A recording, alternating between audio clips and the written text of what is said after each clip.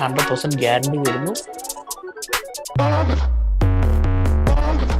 ആർക്കാണ് ഇവിടെ വേഗത്തിൽ പോവാൻ ധൃതി എന്ന് ചോദിക്കുമ്പോൾ മടക്കി കൈ വെച്ചാൽ മതിയെന്നും ഞങ്ങൾക്ക് ഇത് പോരുന്നു.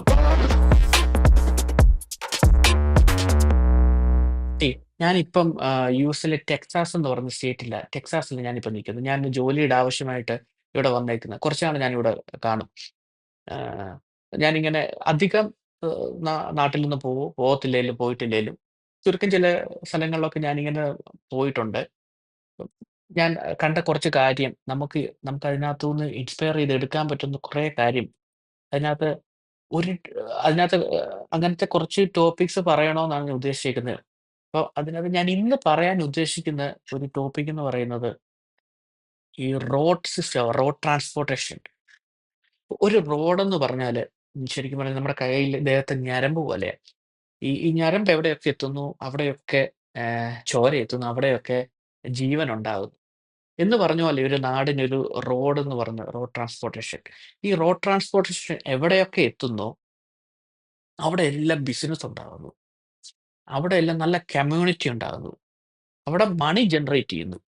ഈ ഈ യുഎസ് എന്ന് പറയുന്നത് നമ്മുടെ മിഡിൽ ഈസ്റ്റ് കൺട്രി പോലെ വലിയ റിച്ച് ആയിട്ടുള്ള ഒരു സോഴ്സ് കിട്ടി അതിൽ നിന്നും വലിയ എഞ്ചിനീയറിംഗ് മാർവൽസ് പാം ഐലൻഡ് മനുഷ്യർക്ക് ചിന്തിക്കാൻ പറ്റും അതൊക്കെ.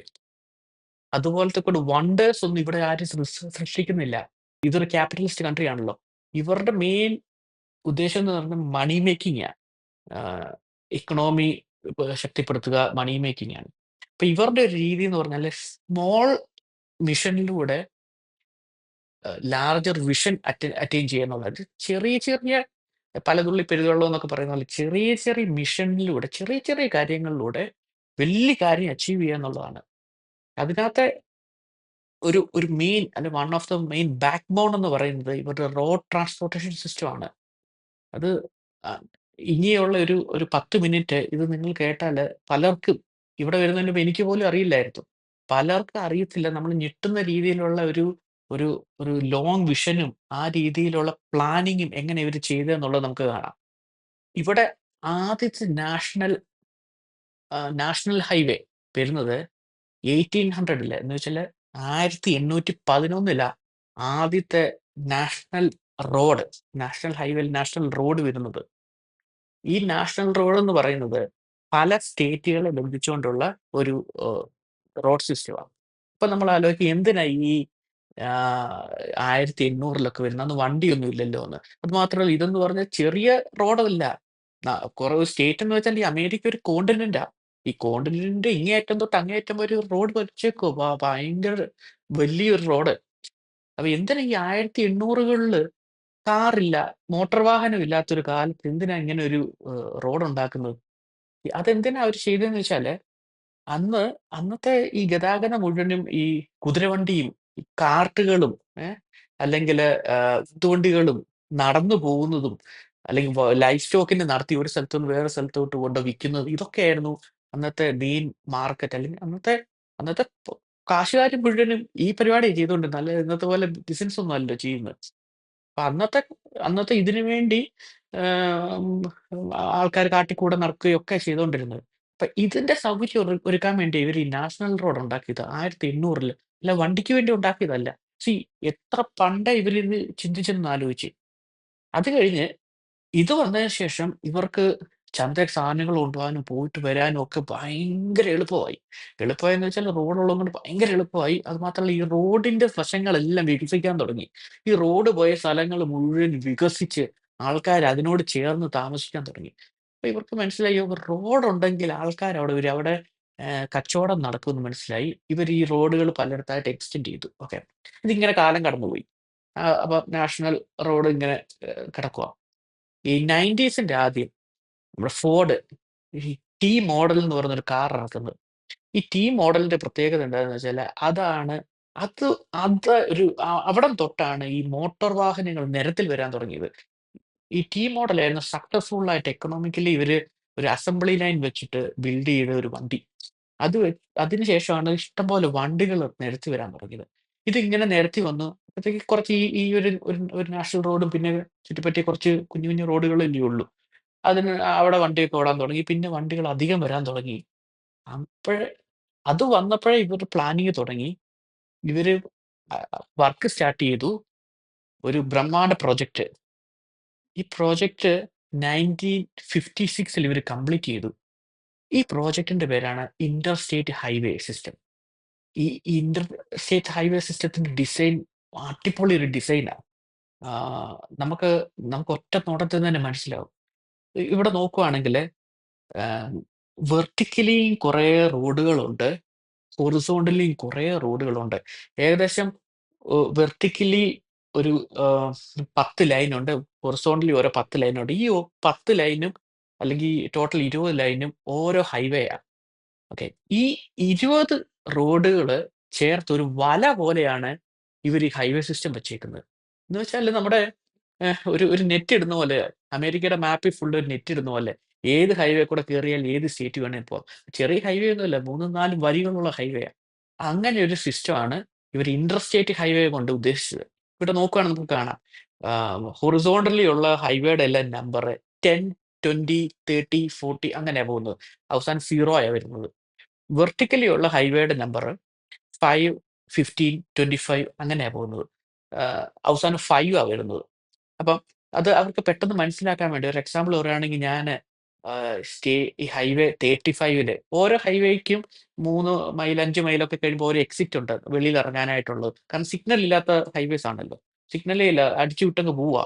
അപ്പം വെളിയിൽ ഇറങ്ങാൻ ഒരു 3 മൈൽ 5 മൈൽ കഴിയുമ്പോഴത്തേക്ക് ആഹ് ഒരു എക്സിറ്റ് ഉണ്ട്. എക്സിറ്റിന് നമ്പർ ഉണ്ട് 1, 2, 3, 4, 5 എന്ന് പറഞ്ഞ്. അപ്പം ഞാന് ഒരു 35 സഞ്ചരിച്ചുകൊണ്ടിരിക്കുന്ന ആള് ഒരു എക്സിറ്റ് 50 വരുവാണെങ്കിൽ അമേരിക്കയിൽ നിന്ന് എവിടുന്ന് ഒരാൾ എന്നെ വിളിച്ചിട്ട് നീ ഇപ്പൊ എവിടെയാടാന്ന് ചോദിച്ചാല് എനിക്ക് പറയാം ഞാൻ 35 50 പറയാം. എന്ന് വെച്ചാല് I-35 അല്ലെ ഇന്റർസ്റ്റേറ്റ് 35 50 എന്ന് പറയുന്നൊരു എക്സിറ്റ് അമേരിക്കയിൽ ഒറ്റ ഒന്നേ ഉള്ളൂ. നമ്മൾ വലിയ അഡ്രസ് ഒന്നും കണ്ടുപിടിക്കാൻ നടക്കണ്ട. അതുപോലെ അവരത് ഡിസൈൻ ചെയ്ത് വെച്ചിട്ടുണ്ട്. ഈ ഇത് ടോട്ടല് 1956 40,000 മൈല് ഹൈവേ ഇവരുണ്ടാക്കിയത്. 40,000 മൈലെന്ന് പറയുമ്പോ 75,000 കിലോമീറ്റർ ഹൈവേ അന്ന് അവരുണ്ടാക്കിയതാ. ഇത് അവർക്ക് വലിയൊരു ടേണിംഗ് പോയിന്റ് ആയിരുന്നു. ഓക്കെ. എന്തുകൊണ്ടാ ഈ ഹൈവേ വന്ന് ഇവർക്ക് ടേണിംഗ് പോയിന്റ് ആയെന്നുള്ളത് നമുക്ക് നോക്കാം. ഈ ഹൈവേ കൊണ്ട് പല ഗുണങ്ങളുണ്ട്. ഒന്ന് ഈ ചരക്ക് ഗതാഗതം. ഇവിടെ ഈ ഹൈവേ നോക്കുകയാണെങ്കിൽ ട്രക്കുകളുടെ ബഹളവാ. ഈ ട്രക്കിന്റെ ബിസിനസ് എന്ന് പറഞ്ഞാല് ഭയങ്കര വലിയ ബിസിനസ്സാ ഇവിടെ. ഏഹ് ഉം ഇവിടെ റെയിൽ വഴിയും അല്ലെങ്കിൽ ഫ്ലൈറ്റ് വഴി പോകുന്നതിനെക്കാട്ടിലും ബിസിനസ് ട്രക്ക് വഴിയാ. അതുപോലെ തന്നെ ഈ ആഹ് ഈ എങ്ങനെ ഈ ട്രക്ക് അല്ലെങ്കിൽ റോഡിന്റെ ബിസിനസ് ഒരു എക്കോണമി ബൂസ്റ്റ് ചെയ്യുമെന്ന് വെച്ചാല് ഈ റെയിലിനും എയറിനും ഒക്കെ ഒരു പ്രോബ്ലം എന്താന്ന് വെച്ചാല് ഞാനിപ്പം ഇവിടൂന്ന് ഞാന് വേറൊരു സ്റ്റേറ്റിലേക്ക് ഞാൻ ഫ്ലൈറ്റിന് പോവാന്ന് വെച്ചു. ഞാൻ ഇവിടുന്ന് ഒരു ക്യാബ് വിളിക്കും. നേരെ എയർപോർട്ടിലെത്തും. എയർപോർട്ടിൽ കേറി ഞാൻ നേരെ അവിടെ ഇറങ്ങും. തീർന്നു. ഞാൻ ആകെ ഇക്കണോമിക്ക് കൊടുക്കുന്ന ഒരു കാശെന്ന് പറഞ്ഞാല് എന്റെ ക്യാബിന്റെ പൈസ മാത്രമാ. അതിന്റെ അപ്പുറത്തോട്ട് ഞാൻ ₹1 കൊടുക്കുന്നില്ല. പിന്നെ ഉള്ളത് ഫ്ലൈറ്റിന്റെ കമ്പനിക്കുള്ള ലാഭമേ ഉള്ളൂ. അല്ലാതെ ലോക്കൽ ബിസിനസ് അല്ലെങ്കിൽ ഇക്കണോമിയിലേക്ക് ഇറങ്ങാനായിട്ട് ലോക്കൽ ബിസിനസ്സിലേക്ക് ഇറങ്ങാൻ ഞാൻ ഒരു പൈസ കൊടുക്കുന്നില്ല. ആ സമയം ഞാൻ ഇതൊരു റോഡിന് പോവാന്ന് വിചാരിച്ചു. ഒരു റോഡ് ട്രിപ്പ്. ഞാൻ ആദ്യം വണ്ടി ഏഹ് എടുക്കും. വണ്ടി റോഡ് ട്രിപ്പിൽ പോവാൻ വേണ്ടി കഴിക്കാനുള്ള സ്നാക്കുകള് അത് ഇത് എല്ലാം മേടിക്കും. ഏഹ് അവിടെ പൈസ ഇറങ്ങി പെട്രോൾ അടിക്കും. പെട്രോളിന് പൈസ ഇറങ്ങി. വണ്ടിയുടെ മെയിന്റനൻസ് ചെക്ക് ചെയ്യും. വണ്ടി കൂടുതൽ ഇറങ്ങുമ്പോൾ വണ്ടിയുടെ മെയിന്റനൻസ് കൂടും. ഈ വണ്ടി മെയിന്റെയിൻ ചെയ്യുന്ന ആൾക്കാർക്കെല്ലാം ഇതിനകത്ത് കാശ് പോകും. ഞാൻ ഇറങ്ങി ഓരോ സ്ഥലത്ത് നിർത്തി ഓരോ സ്ഥലങ്ങള് കണ്ടുപോകും. ടൂറിസം അത് ഇതെല്ലാം അതിനകത്ത് ബൂസ്റ്റ് ആവും. ഞാൻ ഇവിടൂന്ന് അവിടെ എത്തുന്നതിന്റെ മുമ്പേ മിനിമം ഒരു 50 പേർക്ക് ഞാൻ പൈസ കൊടുത്തിട്ടാ പോകുന്നത്. അല്ലാതെ ഞാൻ ഇവിടെ കേറി ചാടി അവിടെ പോവല്ല ചെയ്യുന്നത്. അതാണ് ഈ റെയിലിന്റെയും എയറിന്റെയും ഈ റോഡിന്റെ വെച്ച് നോക്കുമ്പോൾ റോഡിന്റെ ഒരു ബെനിഫിറ്റ്, ഇക്കോണമിയുടെ ഒരു ബെനിഫിറ്റ് അത് ഇവർ ആദ്യം ഐഡന്റിഫൈ ചെയ്തായിരുന്നു. $1 ട്രില്യൺ ബിസിനസ്സാണ് ഇവരുടെ ട്രക്കിംഗ് ബിസിനസ് എന്ന് പറഞ്ഞാൽ. ട്രക്കിന്റെ ബിസിനസ് എന്ന് പറഞ്ഞാൽ $1 ട്രില്യൺ ബിസിനസ്സാ. അത് ഇക്കണോമിക്ക് കൊടുക്കുന്നത് ഒരു ഹ്യൂജ് ഫണ്ടാ. പിന്നെ പല സോഴ്സ് ഉണ്ട് ഇവർക്ക് വേറെ ഇൻകത്തിന്. നല്ല ടോൾ സിസ്റ്റം. ടോൾ സിസ്റ്റം എന്ന് പറയുമ്പോഴത്തേക്ക് ഇവിടുത്തെ ഒരു വ്യത്യാസം എന്താന്ന് വെച്ചാല് ഓൾറെഡി ഒരു ഹൈവേ സിസ്റ്റം നല്ലതുണ്ടായിരിക്കും. അവിടെ തിരക്ക് കൂടുമ്പോ തിരക്ക് കുറയാൻ വേണ്ടിയുള്ള സ്ഥലം ആയിട്ടാണ് ഇവിടെ ടോൾ കാണുന്നത്. ബ്ലോക്ക് എന്ന് പറയാൻ പറ്റത്തില്ല. ചിലപ്പം ഈ പറയുന്ന സ്പീഡിൽ പോകാൻ പറ്റത്തില്ല. 100 പോകുന്ന റോഡില് 100 പോകാൻ പറ്റത്തില്ല. ചിലപ്പോ 60, 70 പോകാൻ പറ്റത്തുള്ളൂ. അപ്പം ഇവന് 100 തന്നെ പോകാൻ വേണ്ടി സൈഡിൽ ഒരു എക്സ്ട്രാ റോഡും കൂടെ ഇട്ട് കൊടുക്കും. അതിന് ടോളും വെക്കും. കാരണം ടോൾ വെക്കുമ്പോ ആള് കുറച്ചല്ലേ കേറത്തുള്ളൂ. അപ്പൊ ഇവന് ആ സ്പീഡിൽ തന്നെ പോവാം. അങ്ങനെ ഇവിടുത്തെ ടോൾ സിസ്റ്റം വരുന്നത്. നല്ല റോഡും പ്രൊവൈഡ് ചെയ്തിട്ട് പ്ലസ് ആണ് ഈ ടോൾ സിസ്റ്റം കൊടുക്കുന്നത്. അപ്പൊ ടോൾ സിസ്റ്റത്തിന്റെ വരുമാനം ഭയങ്കര കൂടുതലാ. നമ്മളിപ്പോ ഒരു ചെറിയൊരു 10 മൈൽസ് യാത്ര ചെയ്യണേ പോലും $4 ഒക്കെ കൊടുക്കണം. ഈ ടോളിൽ കൂടെ പോവാണെങ്കില്. ഈ തിരക്ക് കൂടുന്നതനുസരിച്ച് പൈസയും കൂടും. തിരക്ക് കുറയുമ്പോ പൈസ കുറയും. അങ്ങനെ ഓട്ടോമാറ്റിക് ആയിട്ട് അല്ലാതെ ഫിക്സഡ് എമൗണ്ട് അല്ല. പിന്നെ റോഡ് വന്നതോടുകൂടി ആൾക്കാര് വണ്ടി ഉപയോഗിച്ചു തുടങ്ങി ധാരാളം. റോഡ് ട്രിപ്പിനെ ആശ്രയിച്ചു തുടങ്ങി. കുറച്ചൊക്കെ ദൂരം ഇവിടെ ഒരു 15 മണിക്കൂർ യാത്ര ചെയ്യാന്ന് പറഞ്ഞാൽ ചുമ്മാ ഇറങ്ങി പോകുന്ന പോലെ ആൾക്കാര് പോകുന്നുണ്ട് ഇവിടെ. കാരണം അത്ര നല്ല റോഡ് സിസ്റ്റം ചുമ്മാ കേറി ഇരുന്നാ മതി. സിഗ്നല് പോലും ഇല്ല. ഈ 15 മണിക്കൂറത്തോളം. കാരണം ഇന്റർസ്റ്റേറ്റ് ഹൈവേ കൂടെയല്ലേ പോകുന്നത്. ഒരു സ്ഥലത്ത് പോലും സിഗ്നൽ ഇല്ലാതെ എത്ര ദൂരം വേണമെങ്കിലും യാത്ര ചെയ്യാം. അപ്പം ആൾക്കാര് വണ്ടി ഉപയോഗിച്ച് തുടങ്ങി. അങ്ങനെ എക്കണോമിയിലേക്ക് പണം വന്നു തുടങ്ങി. അപ്പം അതാ പറഞ്ഞത് ഈ റോഡിന് ഭയങ്കര ഒരു ഇമ്പോർട്ടൻസ് ഉണ്ട്. ഇപ്പോഴത്തെ ഇവരുടെ കണക്കനുസരിച്ച് റോഡില് $1 സ്പെൻഡ് ചെയ്താല് അത് $3 to $4 ആയിട്ട് തിരിച്ചു തരൂന്നുള്ളതാണ് ഇവരുടെ കണക്ക്. ഈ യുഎസിന്റെ ഏറ്റവും വലിയ ഇൻവെസ്റ്റ്മെന്റ് എന്ന് പറയുന്നത് ഇപ്പൊ റോഡായിട്ട് മാറി. കാരണം $1 കൊടുത്ത് 3 to 4 തിരിച്ചു തരൂന്ന് പറഞ്ഞാൽ എത്ര പെർസെന്റേജ് ആണെന്ന് ആലോചിച്ച് നോക്കിയേ. 300, 400% തിരിച്ചു തരുന്നത്. അത് മാത്രമല്ല ഇതങ്ങ് പെരിഷ് ചെയ്ത് പോവല്ലേ ഈ സാധനം. ഇത് ഇതങ്ങ് കിടക്കുവല്ലേ. ഇത് പിന്നെ റീയൂസ് ചെയ്തോണ്ടിരിക്കുവല്ലേ. അപ്പം ഇവരുടെ വലിയൊരു ഇൻവെസ്റ്റ്മെന്റും കൂടെ ഇതിനകത്തൂടെ കിട്ടുന്ന സോഴ്സ് പല രീതിയില് എന്നുവെച്ചാ പൈസയായിട്ട് കൈ കിട്ടുന്നല്ല. ഇക്കണോമി വരുന്ന പൈസ ഇവര് കണക്ക് കൂട്ടുന്നത്. $1 സ്പെൻഡ് ചെയ്താൽ ഇക്കണോമിയിൽ $3 to $4 വരും എന്നുള്ളതാണ് ഇവര് പറയുന്നത്. അതുപോലെ തന്നെ ഇവരുടെ ഈ ടൂറിസം അതോടുകൂടി ഡെവലപ്പ് ചെയ്തു. അങ്ങനെ റിയൽ എസ്റ്റേറ്റ് ഡെവലപ്പ് ചെയ്തു. അങ്ങനെ ആഹ് ഇവരുടെ എക്കണോമി മുഴുവൻ റോഡ് കൊണ്ട് എങ്ങനെ ഡെവലപ്പ് ചെയ്തത് ഇപ്പൊ നിങ്ങക്ക് മനസ്സിലായി കാണും. അതുകൊണ്ട് തീർന്നില്ല. യുഎസ് ഇപ്പൊ പ്ലാൻ ചെയ്യുന്നത് നെക്സ്റ്റ് ജനറേഷൻ റോഡുകൾക്ക് വേണ്ടിയാ. ഇപ്പൊ പ്ലാൻ ചെയ്യുന്നത്. ഇനി റോഡിൽ എന്തൊക്കെ മാറ്റങ്ങൾ വരുത്താം? ഇപ്പൊ ടെസ്ലയുടെ കളിയാ. ഏഹ്.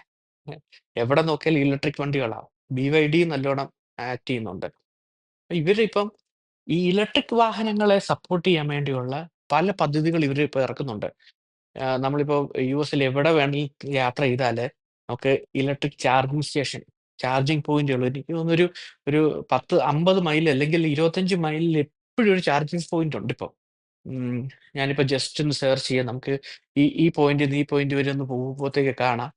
ഇത്രയധികം ചാർജിംഗ് പോയിന്റുകൾ ഇപ്പൊ തന്നെ വന്നേക്കുന്നത്. അവർ നെക്സ്റ്റ് ജനറേഷൻ റോഡിനെ പറ്റി ഇപ്പോഴേ ചിന്തിച്ചു കഴിഞ്ഞു. ടോട്ടലി 160,000 മൈൽസ് റോഡാണ്, ഹൈവേ സിസ്റ്റമാണ് ഇപ്പൊ യുഎസിൽ ഈ 2024 യുഎസിലുള്ളത്. ഞാൻ ഈ വീഡിയോ ചെയ്തതിന്റെ കാരണം തന്നെ ഇപ്പോൾ ഉള്ള ലേറ്റസ്റ്റ് ആയിട്ടുള്ള റോഡ് ട്രാൻസ്പോർട്ട് സിസ്റ്റം എങ്ങനെയാണെന്ന് അറിയാൻ അതിന്റെ ഒരു അവയർനെസ് തരാൻ വേണ്ടി ഒരു എഡ്യൂക്കേഷൻ പർപ്പസിന് വേണ്ടി തന്നേക്കുന്ന വീഡിയോ ആയത്. ഇതറിയാതെ നമുക്ക് എത്രത്തോളം വളരാൻ പറ്റുമെന്നും അല്ലെങ്കിൽ നമുക്ക് എന്തൊക്കെ ഇമ്പ്രൂവ് ചെയ്യാൻ പറ്റുമെന്നും എങ്ങനെയൊക്കെ ഇമ്പ്രൂവ് ചെയ്യാൻ പറ്റുമെന്നും നമുക്ക് ഒരിക്കലും മനസ്സിലാക്കാൻ പറ്റത്തില്ല. കാരണം നമ്മൾ ചിന്തിക്കുന്നത് ഇതാണ് ഏറ്റവും വലുതെന്നുള്ള ചിന്ത മാറാനും നമുക്കിനി വളരാനുണ്ടെന്നുണ്ട്, ഇങ്ങനെയൊക്കെ നമുക്ക് ചെയ്യാൻ സാധിക്കുമെന്ന് മനസ്സിലാക്കാൻ വേണ്ടി മാത്രം ചെയ്തൊരു വീഡിയോ ഇത്. അതോടൊപ്പം തന്നെ ആർക്കാണ് ഇവിടെ വേഗത്തിൽ പോവാൻ ധൃതി എന്ന് ചോദിക്കുമ്പോ കൈക്കും കാലിനും വാദമില്ലാത്ത ഒരു തലമുറ ഇവിടെ ഉണ്ടെന്നും ഏഹ് 100 മൈലിലും സ്പീഡ് ലിമിറ്റ് പോലും ഇല്ലാത്ത ജർമ്മനിയിലെ ഓട്ടോബാൻ പോലെയുള്ള ട്രാൻസ്പോർട്ടേഷൻ സിസ്റ്റം ഉള്ള ഈ ലോകത്ത് ഞങ്ങൾക്കും ആ സ്പീഡിൽ പോണമെന്നും പറയാൻ ആർജവമുള്ള ഒരു തലമുറ ഉണ്ടാവണം. അതുപോലെ തന്നെ ഒരു നഗരത്തിൽ ഒരു റോഡോ ഒരു പാലമോ പണിതിട്ട് നിങ്ങളുടെ നഗരത്തിന്റെ എല്ലാ ഗതാഗത കുരുക്കുകളും ഞങ്ങൾ ശരിയാക്കി എന്ന് പറയുമ്പോൾ ഈ ചെപ്പടി വിദ്യ അങ്ങ് മടക്കി കൈ വെച്ചാൽ മതിയെന്നും ഞങ്ങൾക്കിത് പോരെന്നും അത് മാത്രമല്ല ഇത് നിങ്ങളുടെ ഡ്യൂട്ടിയാണെന്നും അല്ലാതെ ഇത് ഞങ്ങൾക്ക് തരുന്ന ഒരു പിച്ചയല്ലെന്നും പറയാൻ ധൈര്യം കാണിക്കുന്ന ഒരു തലമുറയ്ക്ക് വേണ്ടി മാത്രമുള്ള ഒരു വീഡിയോ ആണിത്. ഞാൻ ഈ പറയുന്ന എന്തെങ്കിലും നിങ്ങൾക്ക് കൊണ്ടിട്ടുണ്ടെങ്കിൽ നിങ്ങൾ മനസ്സിലാക്കിക്കോ, നിങ്ങൾ വളരെ പഴഞ്ചൻ തലമുറയാണെന്നും നിങ്ങളുടെ മനസ്സ് ഒരു നൂറ്റാണ്ട് പഴയ മനസ്സാണെന്ന് നിങ്ങൾ മനസ്സിലാക്കുക. അങ്ങനെയുള്ള ആളാണ് നിങ്ങളെങ്കിൽ നിങ്ങൾക്ക് ചെയ്യാൻ പറ്റുന്ന ഏറ്റവും വലിയ ഉപകാരം അടുത്ത ജനറേഷന് വേണ്ടി, അടുത്ത തലമുറയ്ക്ക് വേണ്ടി, അല്ലെങ്കിൽ ഇങ്ങനത്തെ കാഴ്ചപ്പാടുള്ള മനുഷ്യർക്ക് വേണ്ടി നിങ്ങൾ മാറിക്കൊടുക്കുക എന്നുള്ളതാണ്. അല്ലാതെ ഞാൻ പിടിച്ച മുയലിന് ഒരു കൊമ്പ് എന്ന് പറഞ്ഞ് നിന്ന് ഉള്ളത് കൂടി നശിപ്പിക്കാതെ പുതിയ ജനറേഷന് വേണ്ടി അല്ലെങ്കിൽ അങ്ങനെയുള്ള ആൾക്കാർക്ക് വേണ്ടി നിങ്ങൾ മാറിക്കൊടുക്കുക എന്നുള്ളതാണ് നിങ്ങൾ ചെയ്യാൻ പറ്റുന്ന ഏറ്റവും വലിയ ഉപകാരം. അപ്പം ഞാൻ ആദ്യം പറഞ്ഞ പോലെ stay hungry, stay foolish. Thank you. വേറെ ഒന്നും ചെയ്തില്ല, ഇത്രേ ചെയ്തുള്ളൂ. അതിനാണ് ഇവന്മാർ ഇങ്ങനെ ബഹളം വെക്കുന്നത്.